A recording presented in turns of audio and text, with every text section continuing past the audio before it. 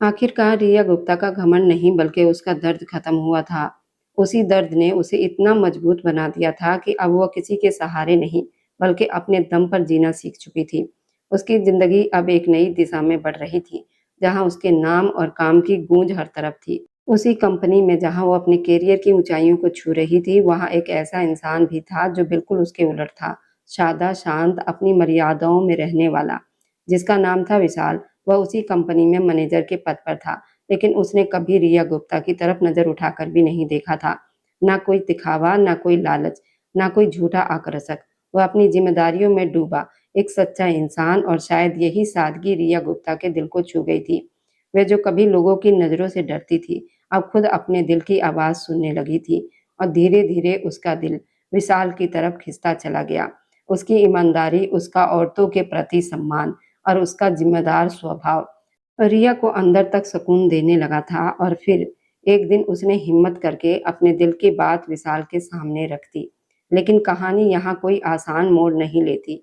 विशाल ने उसकी आंखों में देखकर बहुत सादगी से कहा कि उसकी जिंदगी में अभी सबसे बड़ी ईमानदारी उसकी दो छोटी बहनों की शादी है।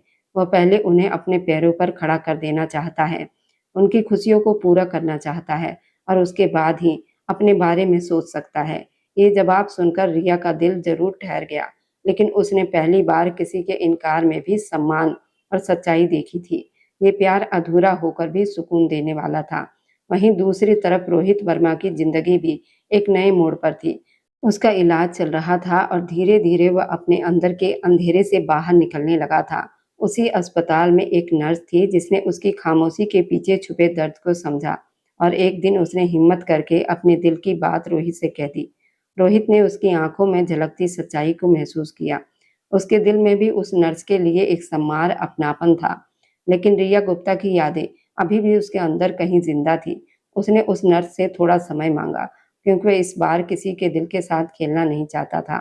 वह खुद को पूरी तरह ठीक करना चाहता था। और अब कहानी यहाँ से एक नए मोड़ पर खड़ी है, जहाँ एक तरफ अधूरा प्यार है, एक तरफ जिम्मेदारियों का बोझ है, और दूसरी तरफ खुद को साबित करने की जंग। आखिर क्या रिया गुप्ता और विशाल की कहानी मुकम्मल हो पाएगी या नहीं? एक अधूरी दास्तान बनकर रह जाएगी? क्या रोहित वर्मा अपने अतीत को पीछे छोड़कर एक नई शुरुआत कर पाएगा, या फिर उसका बीता हुआ कल उसकी हर खुशी के बीच आ जाएगा? यही है उस कहानी की असली शुरुआत, जहां हर मोड़ पर एक नया फैसला, एक नई कसौटी और एक नई सच्चाई सामने आने वाली है। और अब आगे जो होगा वह सिर्फ दिल नहीं बल्कि सोच को भी बदल कर रख देगा। अरे आप यहाँ क्या कर रहे हैं? ये कौन है रोहित वर्मा? पत्नी हूँ मैं इनकी। क्या? चुप रहो। तुम हो कौन? मैं इस लड़की को नहीं जानता। रोहित वर्मा अपनी मंगेतर को लंच पर लाया था। तभी दूसरी टेबल पर एक ग्रुप बैठा ट्रूथ एंड डेयर गेम खेल रहा था। रिया गुप्ता को डेयर मिला। सामने बैठे हैंडसम आदमी की डेट खराब करनी थी। इस बात से बेखबर वो कोई आम आदमी नहीं था। वह मशहूर बिजनेसमैन रोहित वर्मा था। मुझे ये लड़की रात को मेरे कमरे में फार्म हाउस में चाहिए। मैं इसे छोड़ूंगा नहीं। आज इसकी वजह से उसकी मंगेतर उससे अलग हो गई थी। अपने गुस्से को रोकते हुए वह उस लड़की का हाल बुरा करने वाला था। वह शहर के सबसे महंगे और शानदार रेस्टोरेंट द रॉयल डाइनिंग में बैठा था, जहां धीमा संगीत और महंगे इत्र की खुशबू फैली हुई थी। हर मेज पर बैठे लोग शालीनता से बात कर रहे थे, लेकिन हॉल के एक कोने में मेज नंबर 12 पर माहौल बिल्कुल अलग था। वहां कुछ युवा जोर जोर से हंस रहे थे, जिसकी वजह से आसपास के लोग उन्हें नाराज नजरों से देख रहे थे। ये रिया गुप्ता और उसके कजिन्स का ग्रुप था। रिया, जो अपनी नीली आंखों और चेहरे पर हर समय रहने वाली शरारत के लिए जानी जाती थी, इस समय अपनी ठुड्डी पर हाथ रखकर मेज के बीच रखी बोतल को घुमा रही थी। जैसे ही बोतल रिया की तरफ रुकी, पूरे ग्रुप में शोर मच गया। ओह माय गॉड रिया, अब तुम्हारी बारी है। बोलो, सच या डेयर? राजवीर ने आंखें दबाते हुए पूछा। रिया ने दुपट्टे का पल्लू उंगली पर लपेटा और आत्मविश्वास से सिर उठाया। तुम जानते हो राजवीर, गुप्ता परिवार की बेटी सच से नहीं डरती, लेकिन डेयर मेरे खून में है। मैं डेयर लूंगी। तभी कुसुम ने रेस्टोरेंट के एक कोने में लगी एक बड़ी और सुंदर मेज की तरफ इशारा किया, जहां एक प्रभावशाली आदमी और एक सजी धजी महिला चुपचाप खाना खा रहे थे। वह देखो, वह है रोहित वर्मा, शहर का बड़ा बिजनेसमैन, और साथ में उसकी मंगेतर नैना है। सुना है रोहित वर्मा बहुत घमंडी और बदतमीज इंसान है। तुम्हारा चैलेंज ये है रिया कि तुम्हें वहां जाकर ये नाटक करना है कि तुम रोहित वर्मा की पत्नी हो, और वह तुम्हें धोखा दे रहा है। रिया की आंखें फैल गई। पागल हो गई हो, वह रोहित वर्मा है, कोई साधारण आदमी नहीं। वह मुझे खत्म कर देगा। डर गई? राजवीर ने चिढ़ाया। चलो कोई बात नहीं, हम मान लेते हैं कि रिया गुप्ता बड़ी बड़ी बातें करती है, पर चैलेंज पूरा करने का हौसला नहीं रखती। ये बात रिया के अहंकार को लगी। उसने गहरी सांस ली और कुर्सी से उठकर खड़ी हो गई। हौसला देखना है तो देखो, आज रोहित वर्मा की शाम यादगार बना दूंगी।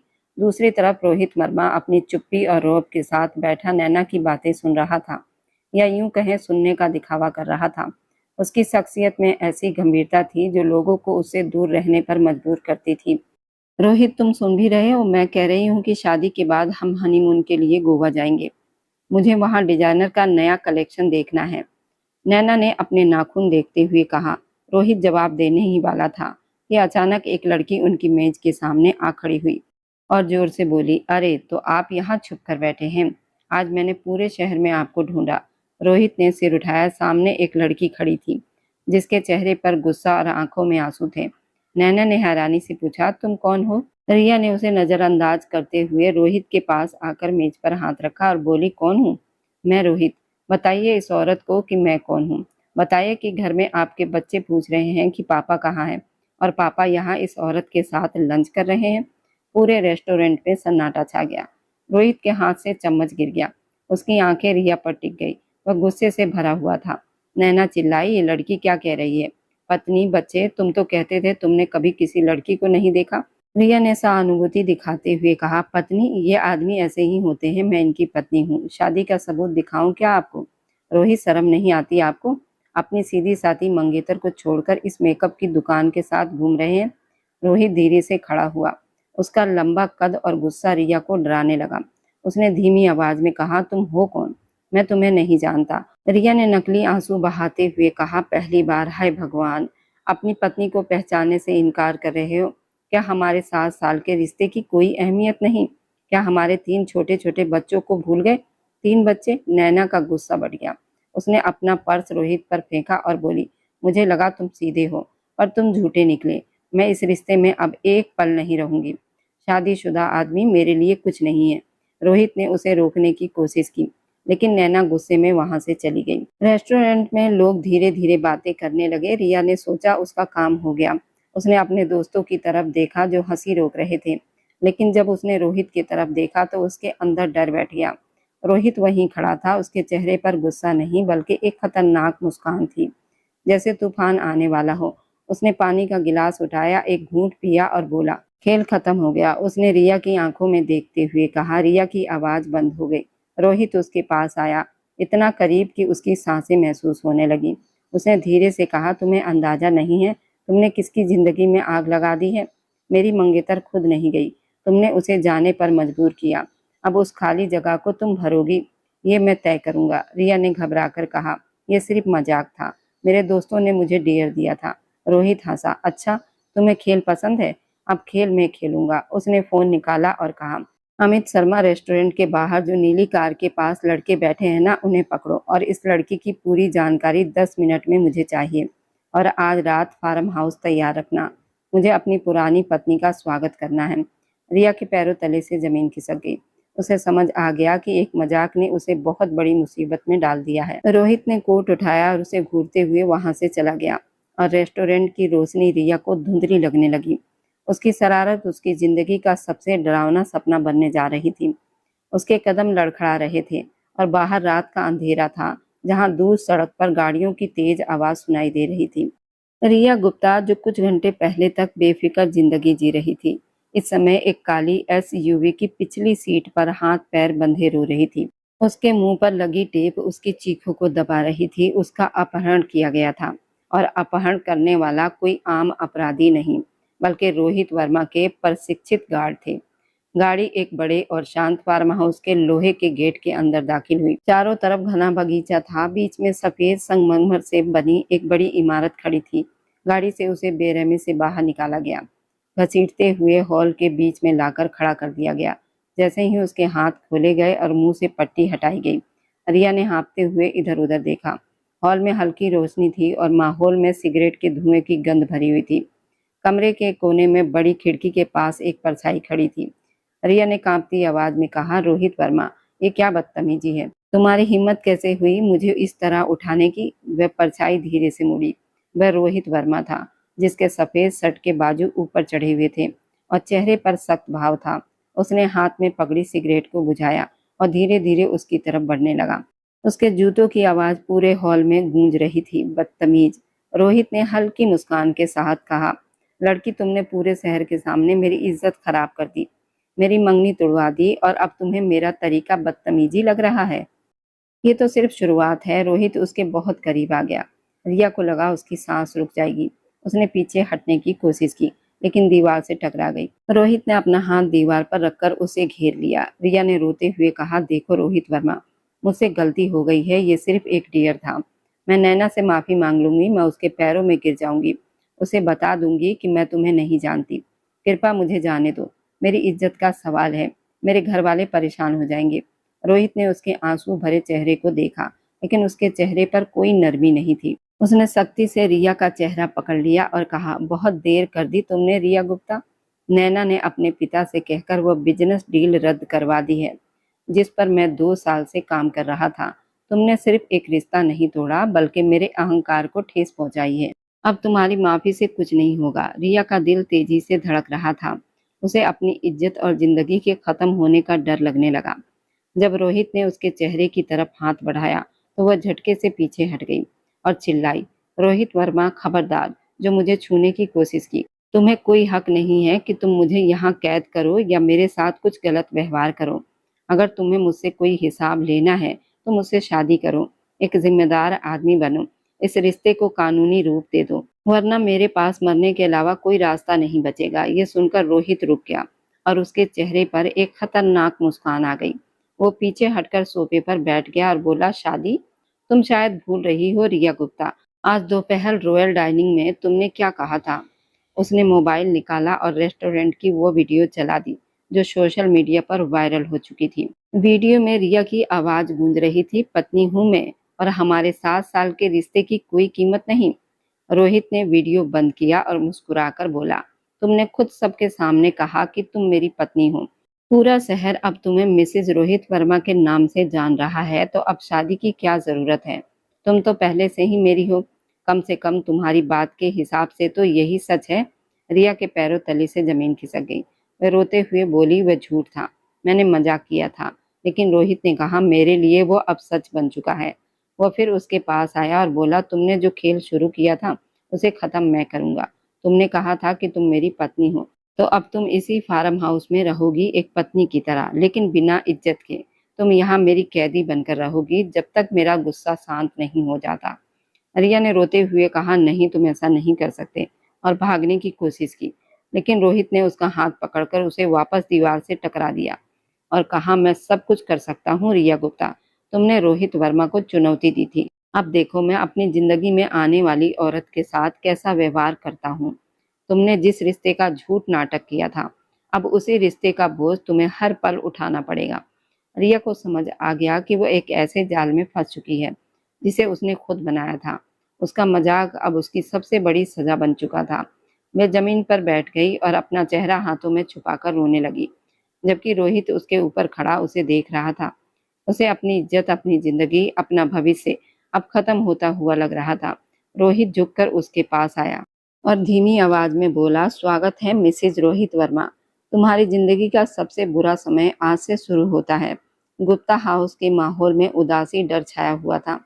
रात बीत चुकी थी और सुबह की पहली किरणें खिड़कियों से अंदर आ रही थी, लेकिन घर में किसी को नींद नहीं आई थी। संजय गुप्ता, जो शहर के एक सम्मानित व्यक्ति थे, लगातार ड्राइंग रूम में चक्कर लगा रहे थे। उनके चेहरे पर चिंता साफ दिखाई दे रही थी। वहीं पूजा गुप्ता मंदिर के सामने बैठकर भगवान से प्रार्थना कर रही थी और अपनी बेटी की सलामती की दुआ मांग रही थी, लेकिन उनके बहते आंसू पूजा की चटाई को भिगो रहे थे। संजय गुप्ता, कुछ करें, मेरी बच्ची कहाँ है? उसे तो अंधेरे से भी डर लगता है। वो पूरी रात घर से बाहर कैसे रही होगी? पूजा गुप्ता सिसकते हुए बोली, मैंने पुलिस को खबर कर दी है। राजवीर और बाकी लड़के भी अस्पतालों और दोस्तों के घरों में पता कर रहे हैं। संजय गुप्ता ने कांपती आवाज में जवाब दिया, समझ नहीं आ रहा, अगर ये अपहरण का मामला होता तो अब तक फिरौती के लिए कोई फोन आ चुका होता। रिया गुप्ता की किसी से दुश्मनी भी नहीं थी। तभी सीढ़ियों से राधिका गुप्ता भागती हुई आई। उसके हाथ में मोबाइल फोन था और उसका चेहरा डर से सफेद पड़ गया था। पापा पापा ये देखिए, ये क्या है? राधिका की आवाज कांप रही थी। संजय गुप्ता और पूजा गुप्ता तुरंत उसकी तरफ बढ़े। राधिका ने कांपते हाथों से एक वीडियो चलाया। ये वही वीडियो था जो रेस्टोरेंट में किसी ने बनाया था। अब सोशल मीडिया के जरिए उसके फोन तक पहुंचा था। वीडियो में रिया गुप्ता एक अजनबी आदमी को अपना पति बता रही थी और नैना के साथ झगड़ा कर रही थी। वीडियो खत्म हुआ तो पूरे कमरे में सन्नाटा छा गया। संजय गुप्ता जैसे पत्थर के हो गए। ये क्या है? मेरी बेटी ये सब क्या कह रही है? पूजा गुप्ता ने सदमे में सिर पकड़ लिया। संजय गुप्ता ने ध्यान से वीडियो में दिख रहे आदमी को देखा। ये रोहित वर्मा, वर्मा इंडस्ट्री का मालिक। उनकी आवाज में डर साफ था। अब मुझे समझ आया, रिया का अपहरण नहीं हुआ है, उसे उठाया गया है। उसकी इस एक गलती ने उसे बहुत बड़ी मुसीबत में डाल दिया है। लेकिन पापा, रोहित वर्मा इतना बड़ा आदमी है, वह ऐसा क्यों करेगा? राधिका ने रोते हुए पूछा। इज्जत के लिए बेटी, इस वीडियो ने उसकी मंगनी तोड़ दी और उसे पूरे शहर में मजाक बना दिया है। वह चुप बैठने वाला आदमी नहीं है। संजय गुप्ता ने तुरंत अपनी चाबी उठाई। मैं अभी उसके ऑफिस जाता हूँ, ये कहकर वह निकल गए। संजय गुप्ता जब वर्मा टावर्स के बड़े और शानदार रिसेप्शन पर पहुंचे तो वहां का माहौल बहुत सख्त और पेशावर था। वह सीधे काउंटर पर गए और बोले, मुझे रोहित वर्मा से अभी मिलना है। रिसेप्शन पर बैठी लड़की ने औपचारिकता मुस्कान के साथ पूछा, सर क्या आपकी अपॉइंटमेंट है? संजय गुप्ता गुस्से में बोली, मेरी बेटी कल से गायब है और मुझे पूरा यकीन है कि वह रोहित वर्मा के पास है। मुझे किसी अपॉइंटमेंट की जरूरत नहीं है, बस उसे जाकर कहो कि संजय गुप्ता आए हैं। रिसेप्शनिस्ट ने थोड़ी देर फोन पर बात की और फिर सिर हिलाकर बोली, माफ कीजिए सर, रोहित सर बहुत जरूरी मीटिंग में है और उन्होंने साफ मना किया है कि वो बिना अपॉइंटमेंट के किसी से नहीं मिलेंगे। आप चाहें तो अगले हफ्ते का समय ले सकते हैं। अगले हफ्ते मेरी बेटी का क्या होगा? संजय गुप्ता गुस्से में बोले, मेरी बेटी का हर पल भारी है और तुम अगले हफ्ते की बात कर रही हो? उन्होंने जबरदस्ती लिफ्ट की तरफ बढ़ने की कोशिश की, लेकिन वहां खड़े सिक्योरिटी गार्ड ने उनका रास्ता रोक लिया। सर कृपया शांति से चली जाइए, वरना हमें सख्ती करनी पड़ेगी। संजय गुप्ता वहीं हॉल में खड़े होकर चिल्लाने लगे, रोहित वर्मा बाहर निकलो, अगर तुम में हिम्मत है तो एक बाप का सामना करो। मेरी बेटी को कहाँ छुपाया है तुमने? ऊपर अपने शीशे के केबिन में बैठा रोहित वर्मा सीसीटीवी कैमरे में ये सब देख रहा था। उसके चेहरे पर कोई पछतावा नहीं था। उसने एक बटन दबाया और गार्ड्स को आदेश दिया, इन्हें बाहर निकाल दो और कह दो कि अगर पुलिस लानी है तो ले आए। मेरे पास सबूत है, उनकी बेटी खुद को मेरी पत्नी कहती रही है। बाहर संजय गुप्ता को धक्का देकर सड़क पर निकाल दिया गया। वह फुटपाथ पर बैठकर सिर पकड़कर रोने लगे। उन्हें समझ आ गया था कि रोहित वर्मा सिर्फ एक बिजनेसमैन नहीं, बल्कि बहुत खतरनाक आदमी है, जिसने रिया को अपने अहंकार के जाल में फंसा लिया है और अब उसे छुड़ाना आसान नहीं। फार्म हाउस का वो कमरा रिया गुप्ता के लिए किसी जेल से कम नहीं था। एक हफ्ता बीत चुका था। शांत लंबे दिन और शांत भरी रातें गुजर चुकी थी। पहले 2 दिन रिया ने चिल्लाने और दरवाजा पीटने में बिताए थे, लेकिन अब उसे समझ आ गया, यहाँ कोई उसकी मदद नहीं करेगा, तो उसने खुद को संभाल लिया। उसने भगवान का सहारा लिया। वह घंटों भगवान के सामने बैठकर प्रार्थना करती रही। उसकी शरारत, उसकी चंचलता जैसे खत्म हो गई थी। अब उसके चेहरे पर एक अजीब सी शांति और गंभीरता थी, जिसे रोहित समझ नहीं पा रहा था। रोहित हर रात कमरे में आता। उसका मकसद रिया को टूटता हुआ देखना था, उसे रोते हुए और अपनी जिंदगी की भीख मांगते हुए देखना था। लेकिन हर बार जब वो आता, रिया तो भगवान के सामने झुकी होती या माला जाप कर रही होती। वह उसे ऐसे नजरअंदाज करती जैसे वह वहां है ही नहीं। एक शाम रोहित गुस्से में कमरे में आया। रिया खिड़की के पास खड़ी डूबते सूरज को देख रही थी। रोहित ने जानबूझकर जोर से कदम रखे ताकि उसे अपनी मौजूदगी का एहसास हो, लेकिन रिया मुड़ी भी नहीं। रोहित ने पीछे खड़े होकर कहा, क्या तुम्हें लगता है तुम्हारी ये खामोशी मुझे बदल देगी? तुम्हारा बाप रोज मेरे ऑफिस के चक्कर काटता है, पुलिस भी मेरे इशारों पर चलती है, तुम्हारी जिंदगी अब मेरे हाथ में है। रिया ने धीरे से उसकी तरफ देखा। उसकी आंखों में अब डर नहीं था, बल्कि एक ठंडी नफरत थी। उसने कुछ नहीं कहा और फिर बाहर देखने लगी। रोहित ने गुस्से में उसका हाथ पकड़कर उसे अपनी तरफ घुमाया और कहा, मैं तुमसे बात कर रहा हूँ रिया गुप्ता। रिया ने शांत होकर अपना हाथ छुड़वाया और पहली बार बोली, तुम सिर्फ मेरा शरीर कैद कर सकते हो रोहित वर्मा। मेरी आत्मा और मेरा विश्वास भगवान के पास है, जहाँ तुम्हारी पहुंच नहीं है। तुमने जो करना था कर लिया, अब बार बार आकर अपनी जीत का दिखावा क्यों करते हो? क्या तुम्हें खुद अपने किए पर भरोसा नहीं? रोहित उसकी बात सुनकर हैरान रह गया। वह लड़की जो कुछ दिन पहले डर से कांप रही थी, आज उसे जवाब दे रही थी। वह कुछ बोले बिना गुस्से में वहां से चला गया। अगली सुबह कमरे का दरवाजा जोर से खुला। रोहित वहां खड़ा था। उसकी आंखों में अजीब सी चमक थी। उसने कहा, आज तुम्हारी कैद खत्म होती है, तुम जा सकती हो। रिया को यकीन नहीं हुआ। उसने धीरे से सिर उठाया। रोहित ने कहा, हाँ तुम आजाद हो, मेरा मकसद पूरा हो गया है। वह कमरे के बीच में खड़ा होकर बोला, तुम्हें क्या लगा था कि मैं तुम्हें हमेशा यहाँ रखूंगा? नहीं, मेरा बदला शारीरिक नहीं मानसिक था। वह रिया के पास आया और उसकी आंखों में देखते हुए बोला, तुम यहाँ से जा सकती हो, लेकिन याद रखना तुम यहाँ से साफ नाम लेकर नहीं जाओगी। इस एक हफ्ते में मैंने बात फैला दी है कि तुम अपनी मर्जी से मेरे पास आई थी। रेस्टोरेंट वाला वीडियो और तुम्हारा यहाँ रहना, सब मिलाकर तुम्हारे नाम पर ऐसा दाग लगा चुके हैं जिसे कोई मिटा भी नहीं सकता। रिया के होंठ कांपने लगे। उसने कहा, तुम झूठ बोल रहे हो, मेरी सच्चाई सब जानते हैं। रोहित हंसा और बोला, कौन सी सच्चाई? तुम्हारे पिता शहर के इज्जतदार आदमी हैं और सब उन्हें जानते हैं। जब तुम घर जाओगी तो लोग उनसे पूछेंगे, उनकी बेटी एक हफ्ते कहाँ थी? तुम जितना चाहे चिल्ला लो कि तुम साफ हो, लेकिन अब कोई तुम्हारी बात पर यकीन नहीं करेगा। तुम बेकसूर हो, लेकिन ये दुनिया वही देखेगी जो मैं इसे दिखाऊंगा। एक लड़की जो खुद को मेरी पत्नी कहती थी, वह एक हफ्ता मेरे फार्म हाउस में रहकर आई है। अब तुम चाहे कितनी भी साफ हो जाओ, दुनिया की नज़र में तुम गिर चुकी हो। उसने एक कार्ड मेज पर रखा। ये तुम्हारा फोन और तुम्हारा पर्स है। बाहर गाड़ी खड़ी है जो तुम्हें तुम्हारे घर के पास छोड़ देगी। अब तुम यहाँ से निकलकर जितना चाहो रो लो या चिल्लाओ, तुम्हारी आवाज किसी के दिल तक नहीं पहुंचेगी। मेरा बदला यही है कि तुम जीते जी एक लाश बन जाओ। रिया गुप्ता की आंखों में गर्म आंसू बहकर उसके गालों पर गिर गए। उसे महसूस हुआ कि रोहित वर्मा ने उसे मारा नहीं, बल्कि एक कैद से निकालकर दूसरी बड़ी कैद में डाल दिया है। समाज की नजरों की कैद। वह भारी कदमों से अपना सामान उठाकर कमरे से बाहर निकलने लगी। जाते हुए उसने एक बार मुड़कर रोहित वर्मा को देखा। वह वहीं खड़ा उसे घूर रहा था। तुमने जीत कर भी हार मान ली है रोहित वर्मा, रिया ने टूटती आवाज में कहा। तुमने एक लड़की की इज्जत पर वार किया है और भगवान कभी उसका हिसाब अधूरा नहीं छोड़ते। रोहित ने कुछ नहीं कहा, बस उसे जाते हुए देखता रहा। जब रिया फार्म हाउस के गेट के बाहर निकली तो बाहर की हवा उसे चुभने लगी। वह जानती थी कि जिस घर की तरफ वो जा रही है, वहां अब उसका स्वागत फूलों से नहीं बल्कि सवालों से होगा। जिसे रोहित की हर बात सच हो रही थी। सच्चाई अक्सर कमजोर पड़ जाती है जब उसके सामने एक ताकतवर झूठा खड़ा हो।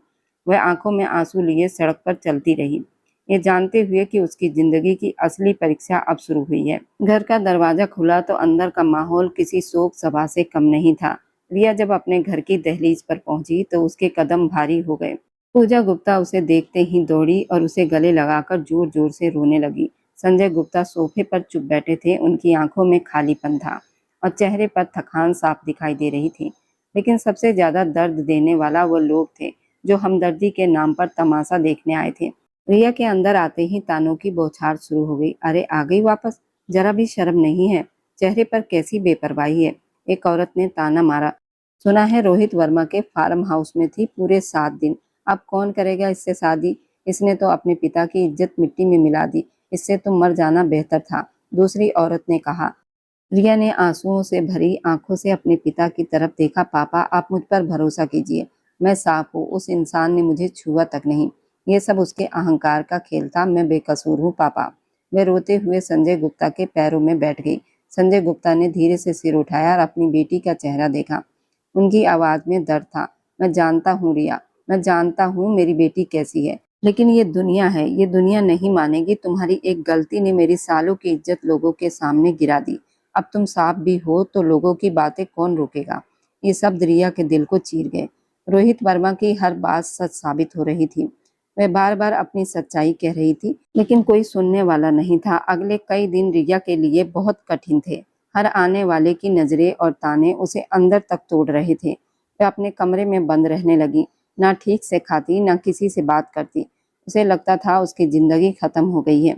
एक दिन आईने के सामने खड़े होकर उसने अपने बिखरे बाल और सूजी आंखें देखी। उसके कानों में रोहित की आवाज गूंजी, तुम जीते जी एक लाश बन जाओगी। अचानक उसके अंदर एक आग सी जल उठी।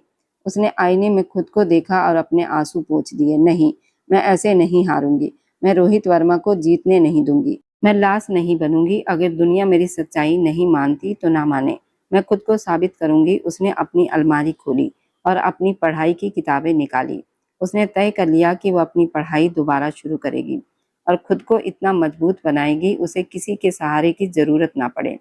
उसने अपने आंसुओं को अपनी ताकत बना लिया था। दूसरी तरफ रोहित वर्मा अपनी शानदार जिंदगी में व्यस्त था। नैना का मामला खत्म हो चुका था और उसका बिजनेस आगे बढ़ रहा था। दिन में वो एक सफल लेकिन घमंडी और सख्त इंसान लगता था, लेकिन रात के अंधेरे में जब वो अकेला होता तो उसे बेचैनी घेर लेती। काम करते हुए, मीटिंग में या रात को अकेले बैठे हुए उसे बार बार रिया की आंसू भरी आंखें और उसकी बात याद आती। भगवान कभी इसका हिसाब अधूरा नहीं छोड़ते, यही सोच उसे अंदर ही अंदर परेशान कर रही थी। रोहित समझ नहीं पा रहा था कि एक साधारण लड़की का ख्याल उसे इतना क्यों बेचैन कर रहा है। जब ये बेचैनी बहुत बढ़ गई तो रोहित वर्मा अपने मनोचिकित्सक डॉक्टर अमित शर्मा के क्लिनिक पहुंच गया। वही डॉक्टर जिसने वह कई साल पहले इलाज करवाता था जब उसके माता पिता के बीच तलाक हुआ था, और उस टूटे हुए परिवार के सदमे ने उसे गहरी चिंता और घबराहट के दौरे दिए थे। डॉक्टर अमित शर्मा ने उसे ध्यान से देखा। उसके चेहरे पर थकान थी, आंखों के नीचे काले घेरे साफ दिख रहे थे। रोहित, तुम 2 साल बाद मेरे पास आए हो। क्या हुआ? क्या पुराना डर फिर से सताने लगे हैं? डॉक्टर ने शांत स्वर में पूछा। रोहित ने बेचैनी से करवट बदली और बोला, नहीं डॉक्टर, इस बार बात कुछ और है। मुझे नींद नहीं आती। जब भी आंख बंद करता हूँ मुझे एक लड़की की आवाज सुनाई देती है। एक लड़की जिसे मैंने उसकी जगह दिखा दी। मैंने उसके साथ वही किया जो उसे मिलना चाहिए था, लेकिन फिर भी मुझे सुकून क्यों नहीं मिल रहा? डॉक्टर अमित शर्मा ने चश्मा उतारा और गहरी सांस लेकर कहा, रोहित, तुम्हें घबराहट के दौरे इसलिए आते हैं क्योंकि बचपन में तुम अपने माता पिता के अलग होने के समय बहुत असहाय थे। तुम कुछ नहीं कर सकते थे और अब तुमने किसी और को पूरी तरह असहाय बना दिया है। तुम्हारे अंदर जो डरा हुआ बच्चा है वह जानता है कि बेबसी क्या होती है। तुमने उस लड़की के साथ जो किया, तुम्हारा मन उसे स्वीकार नहीं कर रहा। इसे हम अपराबोध कहते हैं। रोहित ने तुरंत सिर हिलाकर सख्ती से कहा। रोहित वर्मा कभी अपराबोध महसूस नहीं करता। उस लड़की ने मेरी बेइज्जती की थी। मैंने सिर्फ अपना बदला लिया। डॉक्टर ने शांत रहते हुए पूछा, अगर तुमने बदला लिया है तो फिर यहाँ क्यों आए हो? तुम्हारा ये अहंकार सिर्फ दिखावा है। अंदर से तुम जानते हो कि तुमने एक बेगुनाह लड़की की जिंदगी खराब कर दी है। ये अपराबोध तुम्हें तब तक चैन नहीं लेने देगा जब तक तुम उससे माफी नहीं मांग लेते। माफी? ये सब सुनकर रोहित का अहंकार भड़क उठा। मैं उससे माफी मांगूंगा, ये कभी नहीं होगा। रोहित वर्मा किसी के आगे नहीं झुकता, खासकर एक साधारण लड़की के सामने तो बिल्कुल नहीं। वह गुस्से में उठकर क्लिनिक से बाहर निकल गया। कुछ दिन और बीत गए। रोहित ने खुद को काम में और ज्यादा व्यस्त कर लिया ताकि वह रिया गुप्ता के ख्याल से बच सके। उस दिन ऑफिस में एक बहुत जरूरी अंतर्राष्ट्रीय मीटिंग चल रही थी। बोर्ड रूम में सबकी नजरें रोहित पर थी। अचानक उसे लगा जैसे उसके सीने में कोई भारी बोझ रख दिया गया हो। उसकी सांसें तेज हो गई। उसकी टाई उसे गले में फंदे जैसी लगने लगी। एक क्लाइंट ने पूछा, सर आप ठीक हैं? रोहित ने कांपते हुए हाथों से पानी का गिलास उठाना चाहा, लेकिन गिलास उसके हाथ से छूटकर जमीन पर गिर गया और टूट गया। कमरे में बैठे सभी लोग घबरा गए। रोहित ने अपने सीने को कसकर पकड़ा। उसे लगा जैसे कमरे की दीवारें उस पर गिर रही है। उसके कानों में रिया के रोने की आवाज और उसके शब्द गूंजने लगे। उसे वही डर और घबराहट महसूस हुई जो उसे बचपन में माता पिता के झगड़ों के समय होती थी। ये एक तेज घबराहट का दौरा था। उसका सेक्रेटरी अमित शर्मा आगे बढ़ा उसे संभालने के लिए, लेकिन रोहित कुर्सी से गिरकर जमीन पर गिरा और उसकी आंखों के आगे अंधेरा छा गया। जब उसे होश आया तो वह अपने निजी आराम कक्ष के सोफे पर लेटा हुआ था। कमरे में हल्का अंधेरा था। डॉक्टर उसे दवा देकर जा चुका था और अमित शर्मा उसके पास खड़ा था। कई घंटे बीत चुके थे। रोहित ने कमजोर आवाज में पूछा, अमित, समय क्या हुआ है? अमित ने कहा, सर शाम के 7 बज चुके हैं। आपकी तबीयत बहुत खराब हो गई थी। डॉक्टर ने कहा है कि आपने बहुत ज्यादा मानसिक दबाव ले लिया है। अगर आपने आराम नहीं किया तो ये दौरे जानलेवा भी हो सकते हैं। रोहित ने आंखें बंद कर ली। मौत का डर इंसान को सच दिखा देता है। इन कुछ घंटों की तकलीफ ने उसके अंदर घमंड को तोड़ दिया था। उसे एहसास हो गया था कि उसके पास दुनिया की हर ताकत है, लेकिन दिल का सुकून नहीं, और उसका सुकून उस लड़की की माफी में छुपा है। डॉक्टर अमित शर्मा सही कह रहे थे। उसका अहंकार उसे अंदर से खोखला कर रहा था। रोहित वर्मा ने धीरे से आंखें खोली। अब उसकी आंखों में पहले जैसा ठंडा घमंड और गुस्सा नहीं था, बल्कि पछतावा था। उसने गहरी सांस ली और सोफे से उठने की कोशिश की। अमित शर्मा ने कहा, सर आप आराम करें, मैं गाड़ी निकलवाता हूँ, आपको घर छोड़ देता हूँ। नहीं, रोहित ने अपना कोट उठाते हुए कहा। उसकी आवाज में अब एक अलग सी गहराई थी। गाड़ी निकालो, लेकिन घर नहीं जाना। हमें संजय गुप्ता के घर जाना है। मुझे रिया गुप्ता से मिलना है। अमित शर्मा हैरानी से उसे देखने लगा, लेकिन रोहित के चेहरे का फैसला देखकर वह चुपचाप बाहर चला गया। रोहित वर्मा, जो कभी किसी के आगे झुकना अपनी बेइज्जती समझता था, आज अपने ही मन के सामने हारकर उस दरवाजे की तरफ जा रहा था जिसे उसने खुद बर्बाद किया था।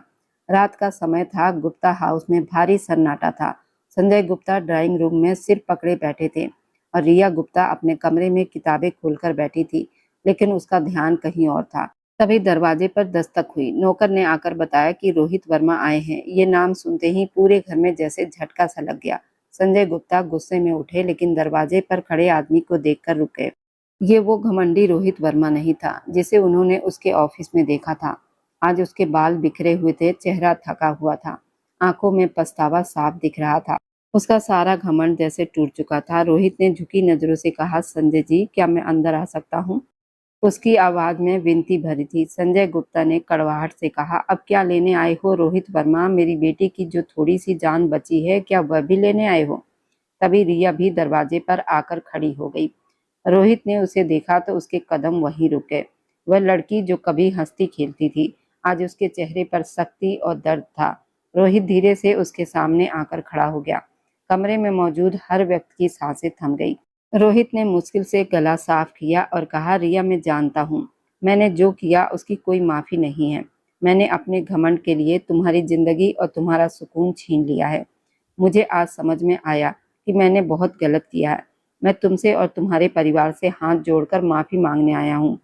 रिया की आंखों में कोई भाव नहीं आया। वह शांत खड़ी रही।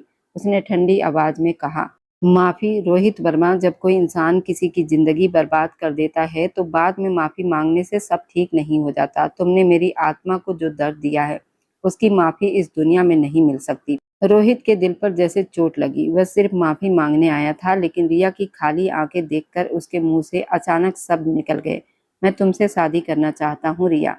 ये सुनते ही सब लोग चौंक गए। पूजा गुप्ता के हाथ से पानी का गिलास गिर गया। संजय गुप्ता हैरान रह गए। रिया के चेहरे पर गुस्सा साफ दिखने लगा। उसने आगे बढ़कर कहा, क्या बकवास कर रहे हो तुम? तुम्हारी हिम्मत कैसे हुई मेरे घर आकर मुझसे ये बात करने की? शादी किस अधिकार से? रोहित ने जल्दी से कहा, रिया मेरी बात सुनो। मैं जानता हूँ मैंने तुम्हारे चरित्र पर दाग लगाया है, लेकिन मैं सच जानता हूँ कि तुम पूरी तरह साफ हो। तुम्हारा नाम बिल्कुल साफ है, लेकिन ये दुनिया सच नहीं देखती। ये वही मानती है जो उसे दिखाया जाता है। दुनिया के सामने तुम्हारी सच्चाई साबित करने का, तुम्हें सम्मान दिलाने का, इसके अलावा कोई तरीका नहीं है। मैं तुमसे शादी करके सबके सामने ये बताना चाहता हूँ कि तुम मेरी इज्जत हो। रोहित की ये बात सुनकर संजय गुप्ता और पूजा गुप्ता की आंखों में पहली बार उम्मीद की झलक दिखाई दी। वे जानते थे कि रोहित वर्मा जो कह रहा है, समाज के हिसाब से वही सच माना जाएगा। अगर रोहित वर्मा उसे अपनी पत्नी बना ले तो मोहल्ले वाले, रिश्तेदारों और दुनिया की बातें हमेशा के लिए बंद हो जाएगी। उन्हें अपनी बेटी की खोई इज्जत वापस मिलती हुई दिखाई देने लगी। संजय गुप्ता ने धीमी आवाज में कहा, बेटा रोहित ठीक कह रहा है। शायद यही एक रास्ता है इन तीनों से बचने का। रिया गुप्ता ने अविश्वास से अपने माता पिता को देखा और फिर एक कड़वी हंसी हंसी। इस हंसी में इतना दर्द था कि रोहित को लगा जैसे किसी ने उसे चोट मारी हो। इज्जत? रिया ने रोहित की आंखों में देखते हुए कहा, क्या औरत की इज्जत इतनी सस्ती होती है कि पहले एक आदमी अपने घमंड के लिए उसे सबके सामने गिरा दे, उसकी जिंदगी तोड़ दे, और फिर जब उसे अपने किए का एहसास हो तो उसी औरत को शादी का प्रस्ताव देकर उस पर एहसान जताए? और तुम सोचते हो कि मैं इस एहसान के नीचे दबकर तुम्हें माफ कर दूंगी? रिया, ये एहसान नहीं है, ये मेरा पछतावा है। रोहित ने विनती की, मुझे तुम्हारे पछतावे से कोई मतलब नहीं है। रिया की आवाज पूरे कमरे में गूंज गई, तुमने मुझसे जो छीना है वापस कर दो, मैं तुम्हें माफ कर दूंगी। क्या तुम मेरी हंसी वापस ले सकते हो? क्या तुम मेरे पापा का वो झुका हुआ सिर फिर से ऊंचा कर सकते हो? क्या तुम मेरी वो बेफिक्र जिंदगी लौटा सकते हो जो मैंने उस फार्म हाउस की दीवारों में खो दी थी? अगर नहीं लौटा सकते हो तो यहाँ से चले जाओ। तुमने मेरी आत्मा पर जो घाव दिए हैं वह इस शादी से नहीं भरने वाले। मैं तुमसे शादी करके तुम्हें इतनी आसान माफ़ी नहीं दूंगी। रोहित के पास इसका कोई जवाब नहीं था। उसके सारे तर्क खत्म हो चुके थे। उसने महसूस किया कि उसके सामने खड़ी लड़की अब वो डरी हुई रिया नहीं रही, बल्कि दर्द ने उसे बहुत मजबूत बना दिया है। रिया का ये रूप देखकर रोहित को समझ आ गया कि उसे माफ़ी इतनी आसानी से नहीं मिलेगी जितना उसने सोचा था। वह धीमे कदमों से सिर झुकाए वहां से चला गया। उसे पहली बार अपनी बेबसी का गहरा एहसास हुआ। रोहित के जाने के बाद घर में नया विवाद शुरू हो गया। पूजा गुप्ता रोते हुए रिया के पास आई और बोली, रिया तुमने ये क्या किया? वह लड़का खुद चलकर आया था। उसने अपनी गलती मान ली थी। तुम रोहित को स्वीकार कर लेती, तुम्हारी जिंदगी आसान हो जाती और लोगों की नजरों में तुम्हें इज्जत मिल जाती। रिया ने दुख और हैरानी से अपनी माँ को देखा और बोली, मम्मी क्या मेरी इज्जत किसी आदमी के नाम की मोहताज है? क्या रोहित वर्मा का नाम जुड़ जाएगा तो मैं साफ कहलाऊंगी, वरना गलत मानी जाऊंगी। संजय गुप्ता ने भी समझाने की कोशिश की, बेटा समाज ऐसा ही है। यहाँ औरत की सच्चाई तब तक नहीं मानी जाती जब तक कोई आदमी उसके लिए खड़ा ना हो। तुम जिद कर रही हो, लोग हमें जीने नहीं दे रहे। रोहित के अलावा कोई तुमसे शादी नहीं करेगा। रिया की आंखों से आंसू बह रहे थे, लेकिन उसकी आवाज मजबूत थी। पापा अगर समाज इतना गलत है तो मैं इसके नियम नहीं मानूंगी। मैं रोहित की दी हुई दया से इज्जत नहीं लूंगी। मैं अपनी मेहनत से खुद अपनी पहचान बनाऊंगी। उसने अपने आंसू पोंछे और कहा, मैं अब किसी आदमी के सहारे नहीं जीऊंगी। मैं पढ़ाई करूंगी, मेहनत करूंगी और ऐसे मुकाम पर पहुंचूंगी लोग खुद मेरी इज्जत करेंगे। मैं दूसरों के लिए मिसाल बनूंगी। ये कहकर वह अपने कमरे में चली गई। दरवाजा बंद कर लिया। उसने ठान लिया कि अब उसका भविष्य उसके अपने हाथ में है। समय तेजी से बीतने लगा और रिया ने सच में अपने हर शब्द को सच कर दिखाया। उसने दिन रात मेहनत की, लोगों की बातों को नजरअंदाज किया और अपनी पढ़ाई पर ध्यान दिया। उसने एक बड़ी कंपनी में काम शुरू किया और अपनी मेहनत से आगे बढ़ती गई। जो लोग पहले उसे ताने देते थे, अब उसकी तारीफ करने लगे। रिया गुप्ता एक मजबूत और आत्मनिर्भर लड़की बनकर उभरी। दूसरी तरफ रोहित वर्मा की जिंदगी भी बदल गई थी। बाहर से वह सफल और मजबूत दिखता था, लेकिन अंदर से टूट चुका था। वह अक्सर रिया के घर के बाहर खड़ा रहता, कभी संजय गुप्ता से माफी मांगता, कभी रिया की एक झलक पाने के लिए इंतजार करता। कभी धूप में, कभी बारिश में वह घंटों खड़ा रहता। जो आदमी पहले किसी को समय देने के लिए पैसा लेता था, आज वही एक माफी के लिए भटक रहा था। लेकिन रिया उसे नजरअंदाज कर देती। उसके लिए रोहित अब किसी मायने नहीं रखता था। न नफरत, न गुस्सा, न माफी, न कुछ भी नहीं। रोहित रातों को सो नहीं पाता। उसका पछतावा उसे अंदर से खत्म कर रहा था।